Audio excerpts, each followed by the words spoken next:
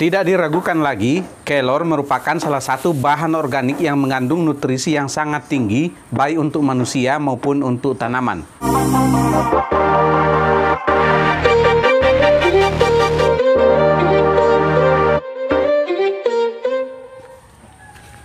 Halo teman-teman, kita jumpa lagi bersama Alam Organik. Jaga bumi dengan pertanian organik. Moringa oleifera atau tanaman kelor merupakan tanaman yang sangat terkenal sebagai superfood karena memiliki kandungan nilai gizi yang sangat tinggi untuk manusia. Nah, ternyata kelor memiliki kandungan nutrisi yang juga sangat luar biasa manfaatnya bagi tanaman kita. Pada kesempatan kali ini, saya ingin menunjukkan pada teman-teman cara mengolah daun kelor yang sudah kering menjadi pupuk organik cair yang memiliki manfaat yang sangat bagus untuk menyuburkan tanaman kita. Bagaimana caranya? Silakan ikuti terus. Tapi sebelum itu, bagi teman-teman yang baru bergabung, saya persilakan untuk menekan tombol subscribe pada bagian bawah video ini dan bunyikan loncengnya. Jangan lupa like, share, dan komen. Nah, teman-teman, ini adalah daun-daun kelor yang sudah saya keringkan. Tadinya saya akan gunakan untuk membuat bubuk kelor yang akan saya pasarkan sebagai superfood. Tapi karena cuaca yang tidak baik di tempat saya, sehingga daun-daun kelor ini berubah warna menjadi kecoklatan, dan dengan demikian dia tidak layak lagi untuk kita olah menjadi bubuk kelor. Dan karena itu sebagai alternatif saya akan olah daun-daun kelor ini menjadi pupuk organik cair yang akan saya manfaatkan untuk memupuk tanaman saya dengan kandungan nutrisi yang juga luar biasa yang dapat merangsang pertumbuhan tanaman dan juga mempercepat produksi serta menyuburkan tanaman kita karena kandungan protein, kandungan zat perangsang tumbuh, kandungan asam amino, dan kandungan mineral-mineral yang sangat berguna untuk pertumbuhan tanaman kita. Nah, sekarang saya akan kumpulkan daun-daun kelor ini, akan saya olah menjadi pupuk organik cair bersama dengan bahan lain seperti air cucian beras, gula merah, dan mikroorganisme lokal yang saya produksi sendiri.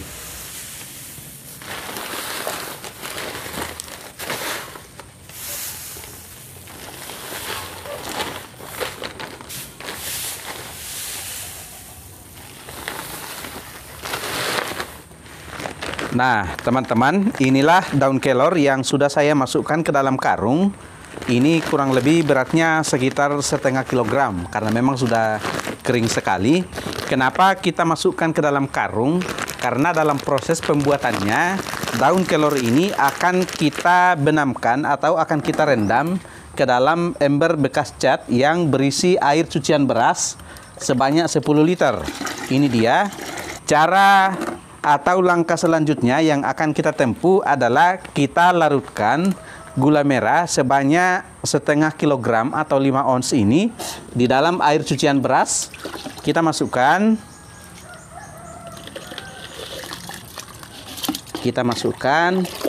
lalu kita aduk-aduk sampai gula merahnya larut ke dalam air cucian beras.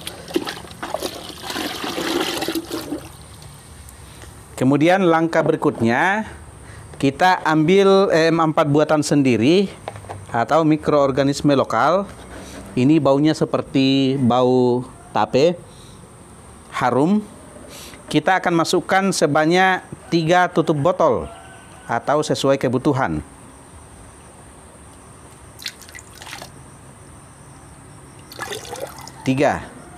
Kita masukkan 3 tutup botol atau kurang lebih 45 sampai 50 ml. Kita masukkan, kemudian kita kembali aduk-aduk.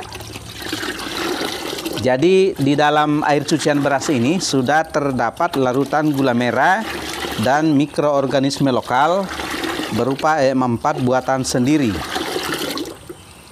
Ini kita lakukan untuk menambah nutrisi dan mempercepat proses pembentukan pupuk organik cair dari daun kelor ini.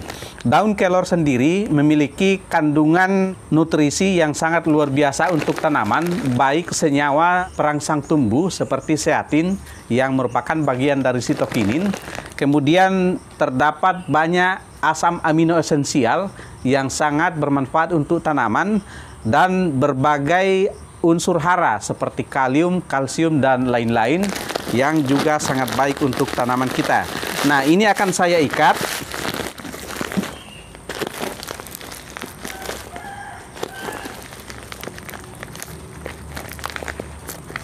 Oke, sekarang kita masukkan. Nah, dia agak kesulitan untuk terbenam karena sudah sangat kering. Kita tunggu sampai airnya meresap ke dalam agar daun kelornya bisa terbenam di dalam ember yang berisi cairan dari air cucian beras, gula merah, dan mol.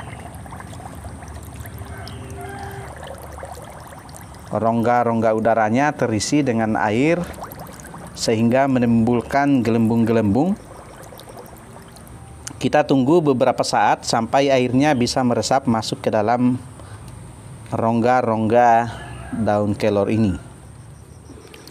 Nah, teman-teman, setelah sudah cukup lama saya tekan sampai daun kelornya dimasuki oleh cairan air cucian beras ini.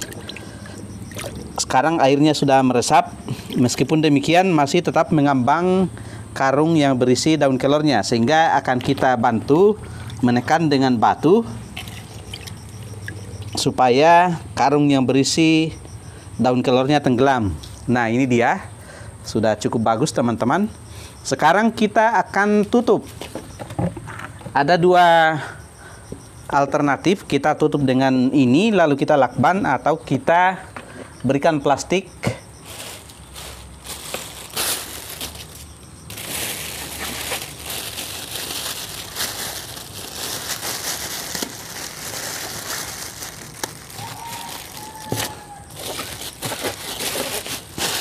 Oke teman-teman, jadi proses fermentasi yang kita lakukan adalah fermentasi anaerob atau fermentasi yang kedap udara, yang tidak membutuhkan udara. Nah, sekarang kita akan simpan pupuk organik cair dari daun kelor ini selama kurang lebih 5-7 hari untuk menjalani proses fermentasi. Setelah 7 hari, kita akan buka dan kita akan lihat jika tercium bau wangi tape atau bau asam manis, maka itu menandakan bahwa pembuatan pupuk organik cair dari daun kelor kita berhasil, dan dengan demikian bisa kita aplikasikan pada tanaman kita.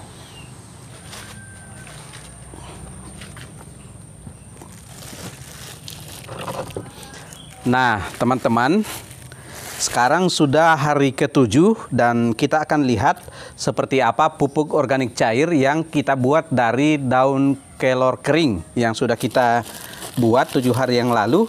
Sekarang kita akan buka dan kita akan lihat seperti apa hasilnya. Kita buka.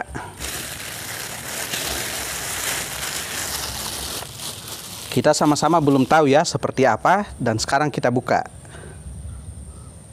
Nah, ini dia teman-teman. Batunya justru terjatuh ke bawah dan kelornya yang mengambang. Tapi tidak apa-apa karena ini pupuk organik cairnya sudah terbentuk dengan sangat bagus. Coba kita lihat. Ini sudah berwarna merah kekuningan. Dan saya mencium bau asam manis, bau tape.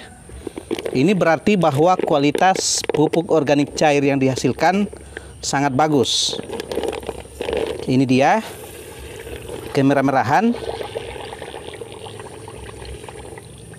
Dan ada jamur-jamur yang berwarna putih.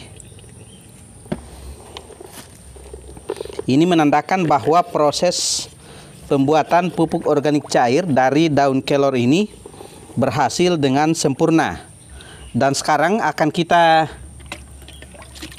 aplikasikan pada tanaman kita, kita terlebih dahulu akan mengangkat ampas dari daun kelornya.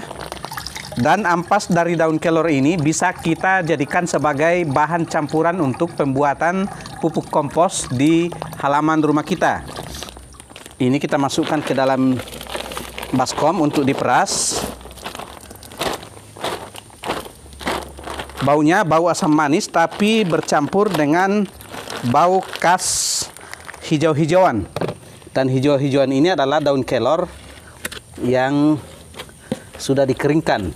Ini adalah ampas yang sangat bagus untuk kita jadikan sebagai campuran pupuk kompos untuk menyuburkan tanaman kita. Dan cairan yang terperas ini akan kita gunakan sebagai campuran atau tambahan dari pupuk organik cair.